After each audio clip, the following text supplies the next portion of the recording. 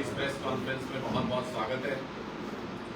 जैसा कि आप सब लोग जानते हैं कि प्रदेश की सरकार ने और किसी चीज में महारत हासिल की हो या ना की हो, एक चीज में महारत जरूर हासिल की है। खट्टर साहब के आसपास बैठे हुए लोग झूठ बहुत बोलते हैं और सरकार इतने धड़ल्ले से झूठ बोलती है और उसको सच बताने का प्रयास करती है कि एक बार के लिए कोई भी धोखा खा सकता है। लेकिन हम बार बार ये कहते हैं कि खट्टर सरकार के हर झूठ को बेनकाब करेंगे, पूरी तरह से झूठ के चेहरे से पर्दा हटाएंगे। आज उसी कड़ी में जो लगातार आप सब लोग जानते हैं कि प्रदेश के सारे क्लर्क लगातार हड़ताल पर हैं और प्रदेश के मुख्यमंत्री क्लर्कों से आमने सामने बैठ के उनके प्रतिनिधियों से बात तक नहीं करते हैं। इतना अहंकार उनके अंदर आ गया है। सीएम ऑफिस की तरफ से झूठ बोला जाता है। सीएम ऑफिस की तरफ से कहा गया कि किसी भी तरीके से ये जो पे ग्रेड मांग रहे हैं 35,400 का, ये दिया नहीं जा सकता। उसके लिए कहा गया कि सबसे ज्यादा सैलरी हम ही दे रहे हैं आसपास के स्टेट से। फिर कहा गया कि इनकी एजुकेशन क्वालिफिकेशन नहीं है कि इनको ये पे ग्रेड दिया जा सके। फिर कहा गया कि डायरी डिस्पैच का काम है सिर्फ इनको कैसे इतना पे ग्रेड दिया जा सकता है। आज इन सारे के सारे झूठ को हम बेनकाब करने जा रहे हैं, विद प्रूफ करने जा रहे हैं, विद डॉक्यूमेंट्स करने जा रहे हैं, सरकार के कागजों के आधार पे करने जा रहे हैं। एक एक करके मैं सिलसिला शुरू करता हूं। सबसे पहले पहला और सबसे बड़ा झूठ जो सरकार की तरफ से बोला गया कि क्लर्कों का काम डायरी डिस्पैच का है, इसलिए इनका पे स्केल ये नहीं हो सकता। तो मैं सबसे पहले सरकार से एक डॉक्यूमेंट के आधार पे, ये एलनाबाद की एफआईआर है जिसके आधार पे मैं ये सवाल करना चाहता हूं। इसमें 3 लोगों को आरोपी बनाया गया।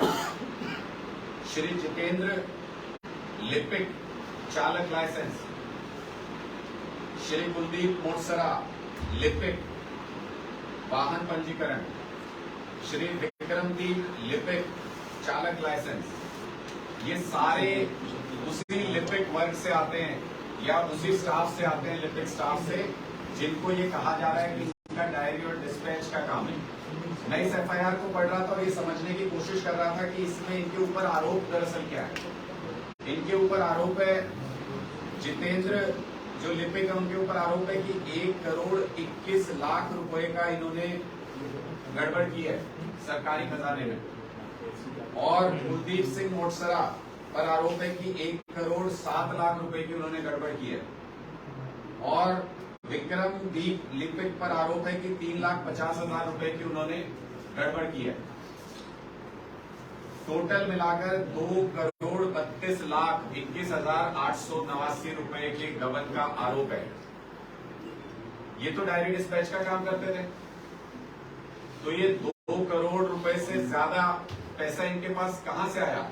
सरकारी पैसा इनके हाथ में कैसे था जिसका इनके ऊपर गबन का आरोप लगाया जा रहा है? उसके बाद जब मैंने इसकी डिटेल पढ़ी, एफआईआर में लिखा जाता है कि अपराध कैसे हुआ, क्या हुआ, तो मैं स्तब्ध रह गया ये पढ़ करके। आपको भी सुनना चाहिए। इसमें लिखा है कि इस कार्यालय में वाहन पंजीकरण एवं चालक लाइसेंस आदि से प्राप्त राशि को संबंधित सीट पर कार्यरत कर्मचारियों द्वारा संबंधित हेड में जमा व ट्रेजरी से वेरीफाई नहीं करवाया जा रहा है। आगे लिखते हैं, जबकि इससे संबंधित सेवाओं को प्रदान करने व उनसे प्राप्त आय को संबंधित सरकारी हेड में प्रतिदिन जमा करवाने की इनकी ड्यूटी थी और स्वयं बैंक में चालान सहित सरकारी पैसा संबंधित हेड में जमा करवाने के उपरांत ट्रेजरी से ऑनलाइन वेरीफाई करके वेरीफाइड चालान को अपने हस्ताक्षर से सत्यापित करके डेली कलेक्शन रजिस्टर में चिपकाना था। वह अपने रजिस्टर रिकॉर्ड कैशबुक को भी ट्रेजरी से रिकंसाइल करवाना था। ये सारे काम अगर ये कर रहे थे, इसमें अकाउंटेंट का काम भी आ गया, इसमें कलेक्शन कर रहे हैं पैसे का, उसका काम भी आ गया, डायरी डिस्पैच तो है ही इनके सिर पे। सरकार को स्पष्ट करना चाहिए, या तो ये एफआईआर झूठी है या फिर सरकार, सीएमओ ऑफिस सरासर झूठ बोल रहा है। दूसरा झूठ, इन्होंने कहा कि सरकारी विभागों में किसी झूठ का अगला रूप है, जिसमें ये कह रहे हैं कि इनके पास जिम्मेदारियां बहुत लिमिटेड हैं, बहुत छोटे स्केल पे काम करते हैं। पहले तो इस झूठ का पर्दाफाश तभी हो गया जब सारे रजिस्ट्री पोर्टल्स के पासवर्ड बदलने पड़े सरकार को, और अब तहसीलदारों को ये कहा जा रहा है आप डायरेक्ट उसका इस्तेमाल करें। मैं चुनौती देता हूं, अगर तहसीलदार इसका इस्तेमाल करेंगे या नहीं करेंगे, आप लोग सब डिस्ट्रिक्ट्स में पता कर लीजिएगा। कोई तहसीलदार अपने ऊपर हाथ नहीं रखना चाहता। जब गर्दन कटवानी होती है तो उसके लिए उनको एक मुर्गा चाहिए होता है। वो मुर्गा ये बेचारे लिपिक कर्मचारी हैं, गबन हो जाए तो इनके ऊपर डाल दो। तहसीलदार साहब कहेंगे नीचे से भुग्गी मार के भेजी थी जी, चेक किया था, उस लिपिक की गलती है, मैंने तो उसके ट्रस्ट पे साइन कर दिए। अब सीधे जब उनको करना पड़ेगा तो कोई नहीं करेगा अपने हाथ से। दूसरा, आरटीआई के रिप्लाई में सरकार की तरफ से हासिल किए गए दस्तावेज हैं, जिसमें मेंशन किया गया है कि किस डिपार्टमेंट के क्लर्क के पास क्या क्या वर्क अलॉटेड है। मैं आपके सामने थोड़ा सा पढ़ दूंगा जिससे आपको अंदाजा हो जाए। Employees state insurance health care Haryana directorate में जो क्लर्क तैनात है, उनका काम क्या क्या पढ़िए। Record keeping, diary dispatch, e billing, income tax data entry, ODMS work pension data, e office work, all work expenditure and reconciliation. दूसरे विभाग पे आ जाता है, इसकी लिस्ट बहुत लंबी है, मैंने शुरू में कुछ पढ़े हैं बस। हेल्थ सर्विसेज हरियाणा, इनकी क्या क्या जिम्मेदारी है, यहाँ जो क्लर्क तैनात है। Diary dispatch, receipt, RTI related work, establishment work, HRMS portal work, court cases work, ODMS portal work, e salary work, account work, treasury and bank work, audit work. पता नहीं और कोई भी उस विभाग में बैठता है कि नहीं, सारा काम तो इनके सर में। ये क्लर्कों का बता रहा हूं मैं डिपार्टमेंट पर, और ये ढेरों डिपार्टमेंट ऐसे हैं जिनकी आरटीआई द्वारा प्राप्त जानकारी है। कुछ और मैं एक दो पढ़ देता हूं आपके सामने। एग्जीक्यूटिव इंजीनियर के ऑफिस में जो क्लर्क बैठते हैं वो diary dispatch, account work, all official work of sub division, maintaining current work, file records, preparation of पे bills, all establishment work, BLO duty इन election office, HRMS portal, CM window work, RTI work, social media related work. ये इतने काम करता है एक clerk, और ये उसको कह रहे हैं कि उसका प्रोफाइल नहीं है। तीसरा बड़ा झूठ, इसमें बहुत सारे और डिपार्टमेंट भी हैं, ये आपको प्रोवाइड करा देंगे डॉक्यूमेंट्स ताकि आपकी जानकारी में रहे। तीसरा बड़ा झूठ, इन्होंने कहा कि हम आसपास के राज्यों से ज्यादा सैलरी देते हैं क्लर्क्स को। सफेद झूठ, सबसे बड़ा झूठ। इसलिए क्योंकि सी कैटेगरी में ABCD अगर हम ऑफिशियल स्केल देखें तो सी कैटेगरी में जो सबसे लोवेस्ट पे ग्रेड है 1900 रुपए का, वो देती है हरियाणा सरकार। 19,900 मिलता है इनको। उससे नीचे कुछ है ही नहीं सी ग्रेड में। और ये कौन प्रेस्क्राइब करता है? ABCD, इसमें अलग अलग FLP लेवल्स बना रखे हैं। FLP 2 में, सी ग्रेड में, इससे नीचे स्केल ही नहीं है। ये केंद्र सरकार से प्रेस्क्राइब होता है, अलग अलग स्टेट्स के पास जाता है, फिर स्टेट्स तय करते हैं कि कौन सा ग्रेड देना है किस कर्मचारी को। इस सी कैटेगरी में इससे नीचे जब कोई ग्रेड ही नहीं है, कोई स्टेट गवर्नमेंट इससे कम दे ही नहीं सकती। तो पहला सफेद झूठ कि इनसे कम कोई देता है, कम तो नहीं देता। अब ज्यादा देते हैं, ये मैं आपको पंजाब सरकार का ये जो पूरा पे ग्रेड का गैजेट नोटिफिकेशन हुआ था, वो मैं आज यहां लेकर के आया हूं। मैंने इसमें जानने की कोशिश की, ये सारा जो मिनिस्ट्रियल स्टाफ होता है इसमें भी यही है। Clerk, restorer, private secretary, PA, senior scale steno, junior scale steno, steno typist, ये सारे इसमें पे बैंड 2 और 3 में आते हैं।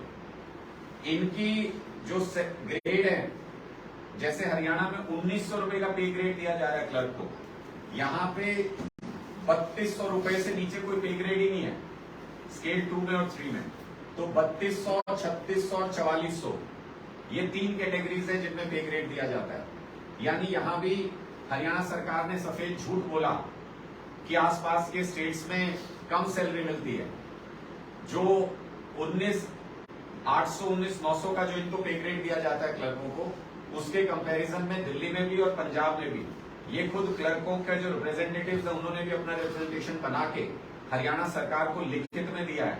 इतने झूठे लोग हैं कि लिखित में देने के बावजूद ऐसी झूठी बातें बोल रहे हैं। 25,500 का जो पे ग्रेड है वो दिल्ली में भी और पंजाब में भी उसके इक्विवेलेंट मिलता है लगभग, और उसके ऊपर जो अलाउंसेज हैं उनको मिला करके 32,000 रुपए से ज्यादा पंजाब के अंदर फिलहाल मिल रहा है।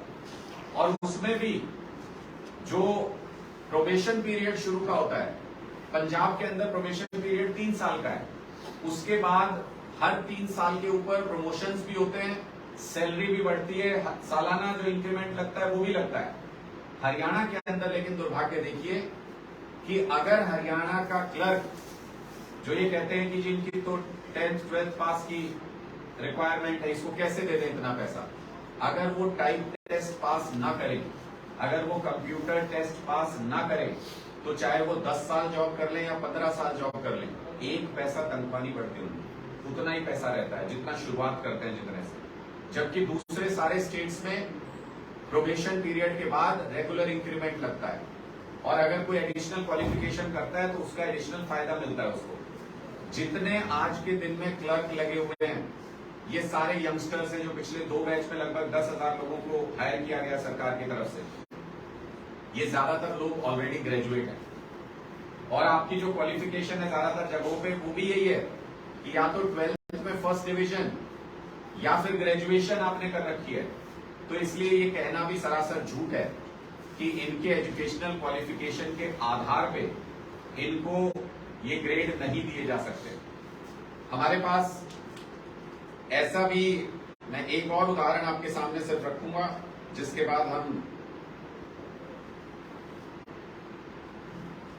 अभी जो हरियाणा स्टाफ सिलेक्शन कमीशन ने 15/2019 में कैटेगरी नंबर 3 में लेबोरेटरी अटेंडेंट की पोस्ट निकाली थी, इसके लिए क्वालिफिकेशन मैट्रिक था, और इनको पे स्केल 25,500 का दिया गया जो दूसरे स्टेट्स में दिया जा रहा है। तो अगर क्लर्क्स को नहीं दिया जा सकता तो बाकी लोगों को कैसे दिया जा रहा है? और अगर बाकी लोगों को दिया जा सकता है तो कहीं ज्यादा काम करने वाले, कहीं ज्यादा बर्डन झेलने वाले क्लर्क्स को क्यों नहीं दिया जा सकता? इसलिए ये बहुत स्पष्ट है कि सरकार इस पूरे मुद्दे को भटकाने के लिए कुछ न कुछ झूठ के आधार पे लोगों के मन में ये शंका पैदा करना चाहती है कि शायद क्लर्क एक ऐसी लड़ाई लड़ रहे हैं जिसका कोई नैतिक आधार नहीं है। लेकिन सच्चाई ये है कि ये सारे क्लर्क जिस चीज के लिए संघर्ष कर रहे हैं वो बहुत ही तर्कपूर्ण और बहुत ही वाजिब चीज है। जो ये पे ग्रेड मांग रहे हैं, आपने देखा पंजाब के अंदर हमने अभी जो कच्चे टीचर थे उनको जब पक्का किया तो 3 गुना उनकी सैलरी हो गई। आज से पहले की सरकारें भी उनसे इसी पैसे में यही सब काम ले रही थी, लेकिन जो जितना काम करता है उसको उसके हिसाब से उसका मेहनताना देना ये सरकारों का कर्तव्य है। क्लर्कों की मांग पूरी तरह से तर्कपूर्ण और जायज है।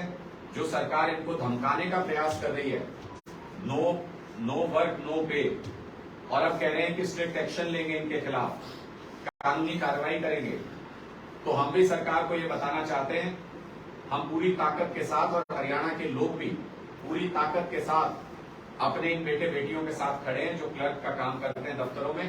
और अगर सरकार ने कोई भी हार्श स्टेप उठाने की कोशिश की तो उसका मुकाबला सड़क पे करेंगे, उसका जवाब सड़क के ऊपर देंगे। आपके कोई सवाल है? ये एफआईआर का जिसमें हवाला दिया, कितने लोगों के खिलाफ एफआईआर दर्ज? ये 3 लिपिक हैं, मैं उनके नाम दोबारा पढ़ देता हूँ।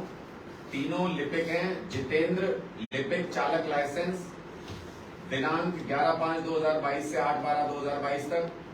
कुलदीप सिंह मोटसरा लिपिक वाहन पंजीकरण, दिनांक 11/5/2022 से 8/12/2022 तक।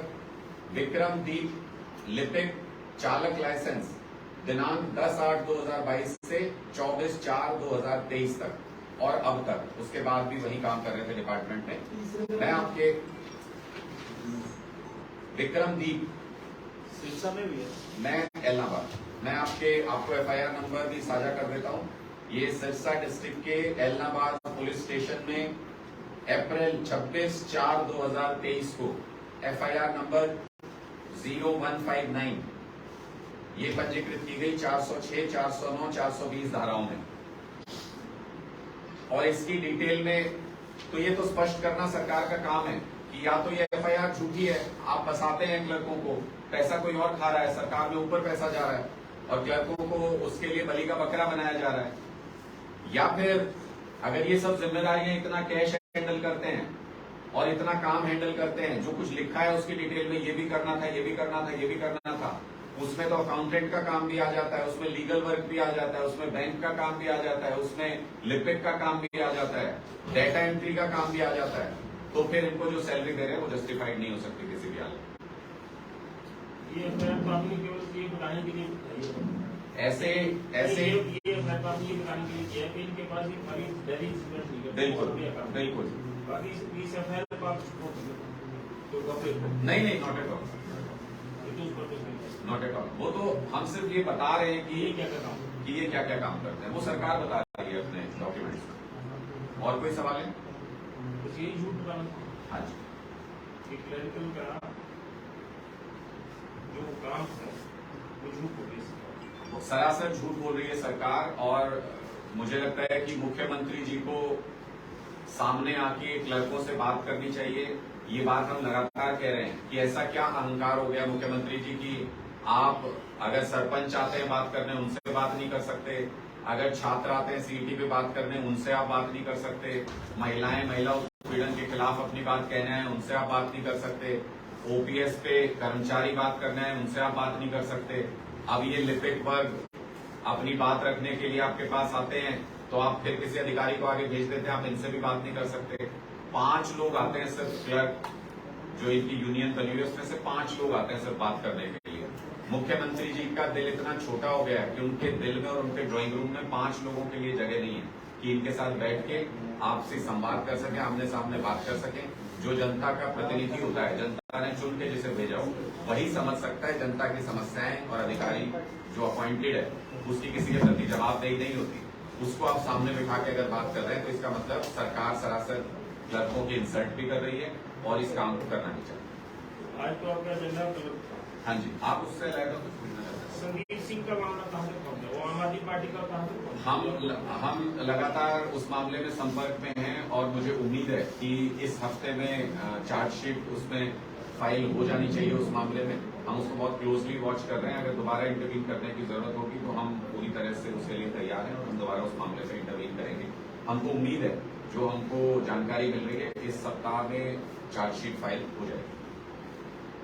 चार्जशीट फाइल होने के बाद फिर आंदोलन ऑब्वियसली आंदोलन समाप्त नहीं होगा। उसके बाद अगला सवाल होगा कि जिस व्यक्ति के खिलाफ चार्जशीट फाइल होगी, ऐसे आरोप में, महिला उत्पीड़न के आरोप में, महिला से छेड़छाड़, महिला से गलत हरकत के आरोप में, सरकार क्या उसको तब भी मंत्री पद पे बना के रखेगी या क्या करेंगे? उसका राज्यपाल को सेट करने पड़ेंगे क्या? मुख्यमंत्री जी पूरी तरह से उनके पीछे खड़े रहेंगे क्या? ये तमाम सवाल है। लेकिन हम पहले जो इन्वेस्टिगेशन किए चंडीगढ़ पुलिस ने, हम एक बार ये देखना चाहते हैं कि चार्जशीट में क्या क्या तथ्य सामने लाए जाते हैं, क्योंकि हमारी जानकारी में है कि बहुत सारे मोबाइल चैट से लेके और बहुत सारे जो डाटा है वो सारा चंडीगढ़ पुलिस को रिकवर हो गया है सर्वर से, और उसमें बहुत सारी अहम जानकारियां, बहुत से और लोगों के नाम भी हैं। तो इसलिए चार्जशीट को हम पहले ऑब्जर्व करना चाहते हैं कि क्या चार्जशीट फाइल होती है, उसके बाद आपको जानकारी प्राप्त हुई है अनाधिकारिक रूप से या आधिकारिक रूप से, वो चैट में कोई आपत्तिजनक बातें हैं लिखी हुई, या चैट क्या है? एक मंत्री और एक अपने जूनियर पोस्ट उनका नहीं, जो हमारी जानकारी है, चूंकि आधिकारिक तौर पे पुलिस चार्जशीट फाइल करेगी और उसका पार्ट होगी वो सारी चेक। अनाधिकारिक रूप से मैं आपको सिर्फ इतना ही बता सकता हूं कि उसमें न सिर्फ जो आरोप है वो एस्टेब्लिश होता है, बल्कि बहुत सारी आपत्तिजनक कॉन्वर्सेशंस उसका पार्ट है। बहुत सारे और लोग भी जो इंडल्ज रहे इस पूरे पीरियड के दौरान, दबाव डालने में भी, धमकी देने में भी, पैसा ऑफर करने में भी, उनसे संबंधित भी बहुत सारी जानकारियां इस चार्जशीट का हिस्सा होंगी, ऐसी हम उम्मीद करें। बाढ़ का आपने बहुत दौरा कर लिए हैं, आम आदमी पार्टी के लोगों से भी निकल गए, आज बाढ़ की स्थिति आम आदमी पार्टी में क्या है? मैं बाढ़ का, चूंकि आपने पूछ लिया है, हमने इस पे पहले भी स्पष्ट किया था और चंडीगढ़ में भी प्रेस कॉन्फ्रेंस करके हमने पहले भी ये स्पष्ट किया था कि मेरा अनुभव ये कहता है, जो 13 डिस्ट्रिक्ट में घूमने के बाद और लगभग दर्जनों गांव में हर डिस्ट्रिक्ट में जाके हमने ये देखा है कि लोगों से बात की है, हमारा अनुभव ये कहता है कि 10% ये प्राकृतिक आपदा है और 90% सरकार की हुई ऐसी गलतियां या जानबूझकर किया गया ऐसा भ्रष्टाचार है जिसकी सजा आज हरियाणा के लाखों लोग भुगत रहे हैं, जिसकी सजा सैकड़ों गांव भुगत रहे हैं। सबसे बड़ा जो इसमें घपला है और जिसको आने वाले दिनों में हम उस पर बहुत बड़ा कैंपेन भी शुरू करने वाले हैं, पूरे यमुना के किनारे पे जो अवैध माइनिंग चल रही है वो इस सारी आपदा की जड़ है और इसको आधिकारिक रूप से साबित भी किया जा सकता है। इसके खिलाफ ओपन सबूत मौजूद है। हम मीडिया को भी आने वाले दिनों में उन जगहों पे भी लेके चलेंगे जहां यह अवैध माइनिंग खुलेआम होती है, मंत्रियों की देखरेख में होती है। ऐसा हम इसलिए बोल रहे हैं कि मंत्री उन जगहों पे जाते हैं लेकिन उसके बावजूद उस अवैध माइनिंग पे कुछ एक शब्द भी नहीं बोलते हैं, उसकी तस्वीरें सार्वजनिक नहीं करते हैं, जबकि उनको सब जानकारी है। ऐसी स्थिति में बहुत स्पष्ट है कि अगर यमुना के तटबंध मजबूत होते जैसे कि उत्तर प्रदेश की तरफ थे, पिछली सरकारों ने किया था, एक भी जगह यमुना नहीं टूटी, पानी तो वही था, फ्लो तो वही था, एक तरफ यूपी था, एक तरफ हरियाणा था यमुना की। उत्तर प्रदेश की तरफ कहीं नहीं टूटी यमुना, वहां पे कोई बाढ़ नहीं आई यमुना टूटने की वजह से। हरियाणा की तरफ 8 जगह पे यमुना का तटबंध टूटा और उन 8 जगहों के आसपास के ही सैकड़ों गांव, चाहे वो कुरुक्षेत्र, करनाल, पानीपत, सोनीपत, कहीं के भी गांव आप देख लीजिए जहां तटबंध टूटा उसके आसपास के गांव भी उसमें डूबे। यही कहानी घग्गर के किनारे टूटने से पूरे फतेहाबाद और सिरसा के आसपास का जो पूरा इलाका है उसमें घग्गर के किनारे टूटने से ये बाढ़ आई है। अगर वो किनारे मजबूत किए होते और बाढ़ रोकथाम के ऊपर जो पैसा अलॉट हुआ 3000 करोड़ रुपए से ज्यादा पिछले 9 साल में, अगर उसको खर्च किया गया होता तो ये बाढ़ आनी नहीं थी हरियाणा में। ये बाढ़ थोपी गई है और ये बाढ़ आने के बाद भी बहुत ही हैरानी की बात है, बहुत ही कष्ट की बात है कि मुख्यमंत्री जी ने ना अभी तक किसी मुआवजे का ऐलान किया है, ना उन्होंने स्पष्ट किया है कि मुआवजा किस आधार पे दिया जाएगा। शायद मुख्यमंत्री जी इंतजार कर रहे हैं कि जैसे फसल खराब होने पे करते हैं कि अपने आप ही किसान दोबारा से फसल लगा लेगा, कोई फसल नहीं लगा पाएगा, कष्ट पाके अपने आप ही किसान अपने मन को शांत कर लेगा और सरकार की तरफ से उनको कुछ न देना पड़ेगा। 11 लाख क्यूसेक और 3.59 लाख क्यूसेक की कंट्रोवर्सी क्लियर होगी। ये तो क्लियर है, मुझे लगता है। तो एजेंसी की रिपोर्ट आ गई है। क्या मुझे लगता है मुख्यमंत्री कहेंगे 11 लाख क्यूसेक पहुंचा वहां। दिल्ली के मुख्यमंत्री नहीं कह रहे हैं, वो इंडिपेंडेंट एजेंसी की रिपोर्ट कह रही है कि जो दिल्ली में पानी पहुंचा वो 11 लाख क्यूसेक पहुंचा था।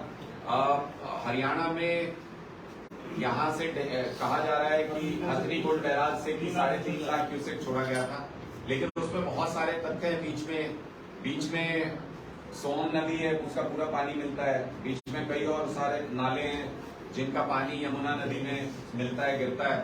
और जो अल्टीमेटली एक्यूमुलेटेड जो पानी जो दिल्ली में पहुंचा था उस पर एजेंसी की रिपोर्ट ये है कि वो 11 लाख क्यूसेक के आसपास।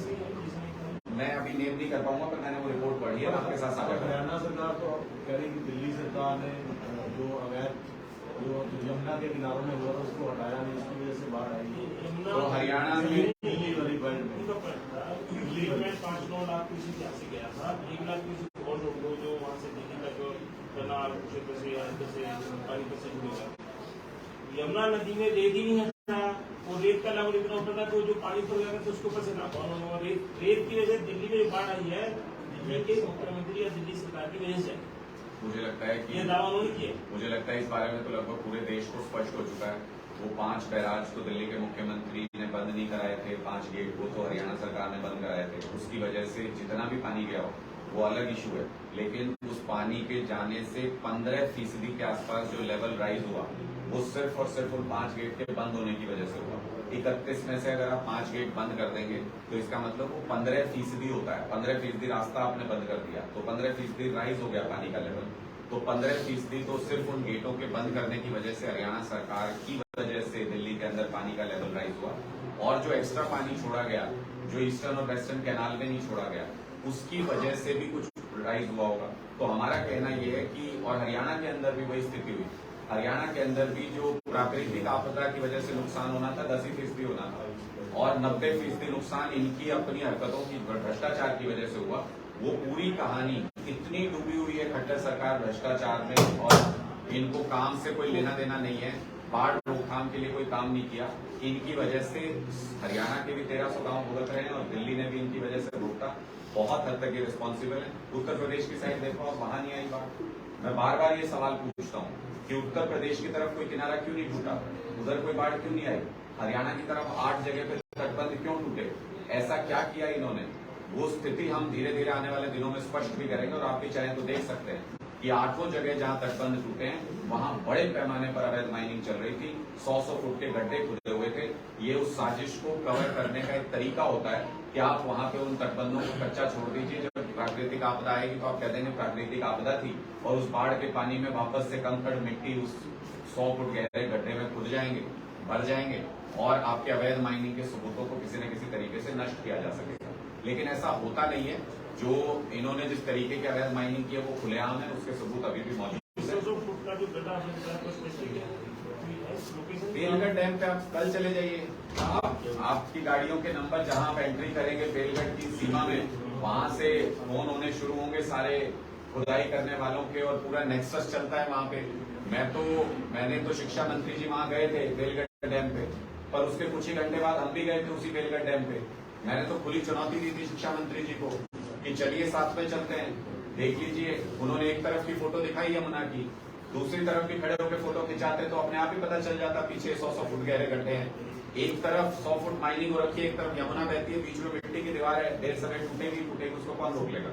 तो ये सारा अवैध माइनिंग का खेल है। शिक्षा मंत्री अगर वहां बेलगढ़ डैम पे खड़े होकर भी अवैध माइनिंग का जिक्र नहीं करते हैं, उसकी फोटो साझा नहीं करते हैं, उस अवैध माइनिंग के साथ फोटो नहीं उनकी आती है कहीं भी बाहर, और उसका जिक्र नहीं करते हैं, तो ये स्पष्ट बताता है या तो उनका इन्वॉल्वमेंट है, या उनकी सरपरस्ती है, या फिर उनकी शय पर वहां ये सारा काम हो रहा है, जिसकी वजह से वो ऐसी अवैध माइनिंग को छुपाने का, उससे मुंह मोड़ने का काम कर रहे हैं। अनुराग जी, एक सवाल हो रहा है। अभी मुख्यमंत्री केवल चौहान यादव कह रहे हैं कि प्रदेश में जो क्लर्कों की हड़ताल चल रही है उसको आम आदमी पार्टी सपोर्ट कर रही है। हरियाणा में आम आदमी पार्टी क्लर्कों की हड़ताल को सपोर्ट करे, लेकिन पंजाब में आम आदमी पार्टी की सरकार है और दिल्ली में आम आदमी पार्टी की सरकार है। जो वो हरियाणा में ग्रेड पे मांग रहे हैं, वो ग्रेड पे आप पहले दिल्ली और पंजाब में दीजिए, फिर आप हरियाणा में उनकी सपोर्ट कीजिए। मैंने जवाहर यादव जी तो उन्होंने तो ठेका ले रखा है झूठ बोलने का, उनको तो कोई सिर पैर नहीं होता उनकी बात का। और मुझे लगता है अगर मुख्यमंत्री जी, जिनको प्रदेश के चुने हुए विधायकों ने मुख्यमंत्री बना रखा है, जिम्मेदारी उनकी बनती है, किसी अपॉइंटेड ऑफिसर की नहीं। तो मुख्यमंत्री जी अगर ये बात कहते तो कुछ क्रेडिबिलिटी होती, उसका जवाब देने में भी मजा आता। लेकिन आज हमने स्पष्ट किया है, ये सारे के सारे झूठ बेनकाब किए हैं। पंजाब का गैजेट नोटिफिकेशन मैंने यहाँ पे जारी किया है। 1900 पे ग्रेड हरियाणा के अंदर पे स्केल में रखते हैं, 3200 से नीचे कोई पे ग्रेड नहीं है टाइप 2 के लिए, FLP 2 के लिए पंजाब के अंदर। तो जो स्टार्टिंग ग्रेड भी है यहाँ 19,900 है, वहां पे 25,500 है दिल्ली के अंदर भी और पंजाब के अंदर भी। और उसके अलावा भी जो अलाउंसेस मिलते हैं, और बहुत सारी कंडीशंस में भी फर्क है। हरियाणा सरकार में आप type test, computer test clear किए बिना किसी क्लर्क का एक पैसा सैलरी नहीं बढ़ती, चाहे वो 10 साल काम कर ले, 15 साल काम कर ले। एडिशनल क्वालिफिकेशन लेनी पड़ती है। एडिशनल क्वालिफिकेशन लेने के बाद तो फिर उसका पे ग्रेड चेंज हो जाना चाहिए, नहीं होता है। उसमें सिर्फ इंक्रीमेंट्स लगते हैं रेगुलर। और पंजाब के अंदर 3 साल के प्रोबेशन पीरियड के बाद आपकी सैलरी राइज हो जाती है, फिर हर 2-3 साल के बाद प्रमोशन का पूरा स्ट्रक्चर बना हुआ है किस किस तरीके से होगी। ऐसा ही बाकी राज्यों के अंदर भी, कई राज्यों के अंदर है। हरियाणा का ये कहना कि हम दूसरे राज्यों से ज्यादा देते हैं, इससे सफेद झूठ कोई हो ही नहीं सकता।